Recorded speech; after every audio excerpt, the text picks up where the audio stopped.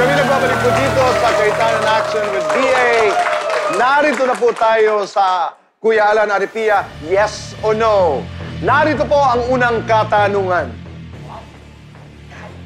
Hindi mo katawa. Kuya Alan, Ate Pia, yung kapitbahay ko, nakipag-anal sa asawa niya last year. Ngayon, nabalitaan namin na nagkakaayos na sila at lagi ko pang nakikita yung asawa niya na umuwi na sa bahay nila. Last week, nabalitaan ko naman na ikakasal na daw po ulit sila. Pwede po ba yun? Yes or no?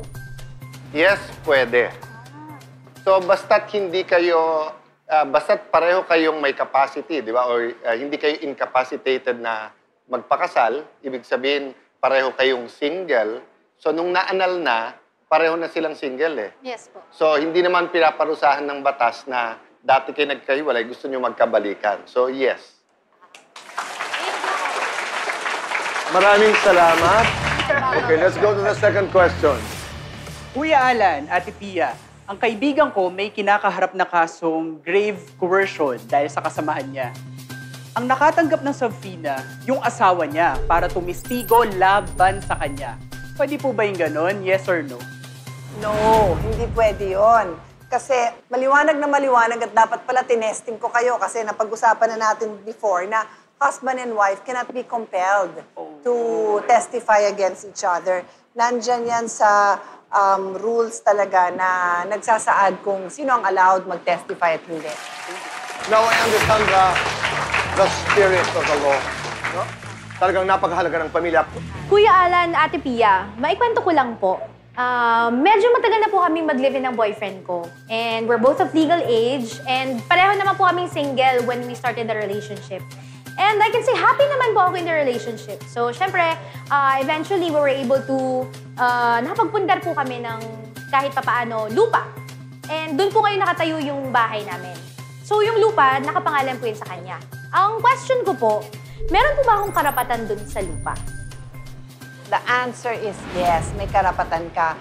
Ang napaka-importante na facts, no, sa situation mo ay may legal capacity to marry kayong dalawa. Walang hadlang. So, nung nagsama kayo, walang hadlang. Katulad na nga, may ibang asawa, walang ganon. So, the law considers you na para namang mag-asawa and therefore, yung sweldo nyo while you're living together will be shared equally.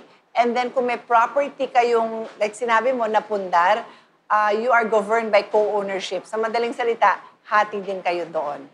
So kung ano yung na lahat yon na magkasama kayo, hati kayo. Ang presumption is same yung effort nyo na habang nagtatrabaho. Regardless kung same. Kasi the presumption is same ang contribution nyo. Alright. Pero dun sa mga nanonood, it's always safe na maganda accounting nyo at nasa pangalan yung dalawa. Bakit? Okay. Paano kung niloko ka? I'm not talking about you and yung sinasabi mo. So, halimbawa, meron si Maria at si Pedro. Sinabi ni Pedro, single ako. O, hati tayo, nabili mo yung lupa. Later on, lumabas, may asawa pala si Pedro. Hinahabol ngayon. So, sa batas, kung actual na nag-contribute ka, mababalik sa'yo yun. Pagka hindi actual na pera, halimbawa yung housework mo, hindi makakount yun. Wala kang parte doon. Paano kung sabihin ng asawa, hindi, zero kinontribute niyan. Tapos wala kayong dokumento na sa pangalan lang ng lalaki. Problema ka. Kaya maganda yung tanong mo at yung sagot ko nga sa mga tao, magtanong kayo bago mangyari sa abogado para protektado nga kayo. Alright po. Thank you so much. Question number 5. Kuya Alan, Ate Pia, so meron po kasi akong friends na hindi naman po sila kasal, pero they're living together for 6 years na. And sabi po ni Guy, hindi naman daw po nila kailangan ng marriage license. Well, sabi ni Girl, na kailangan daw po nila ng marriage license. Tama po ba si Guy? Yes or no?